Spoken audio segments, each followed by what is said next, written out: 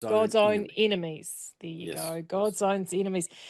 Oh, honestly, you sent me a draft to read. I couldn't put it down. I absolutely devoured it. And right from the get-go, from a story you told in the introduction, because that was something I wasn't aware of. Kick us off there, Trevor. Give our listeners a little soupçon of what is in the book.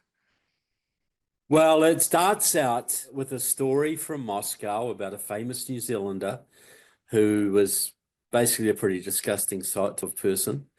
And I'll tease that out. Look, then it goes into an introduction, and then I deal with a few pages on the history of New Zealand communism, who the groups are, what they're involved with, who they're connected to overseas, how they work, which ones work in the Maori field, which ones work in the unions, which ones do whatever. Because most New Zealanders have never met a communist, or not one they know, and they think it all died 20 years ago.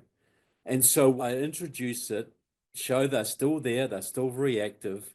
And then what I do is profile 24 currently serving Green Party, Te Pāti Maori, and Labour MPs, showing their deep connection, some going back years, and all very current, of their deep ties to the Fabian Society, various communist groups, pro-Chinese groups, pro-Cuban groups, Filipino communists, Maori radicals, the Irawara 17, you name it. And I try and make the point is if you want to understand Labour Party policy or the Green Party policy, you look to the communists because they get their policies directly from their links and connections to the Marxist groups that are still infesting New Zealand, that are still here right now, that most Kiwis have no clue about.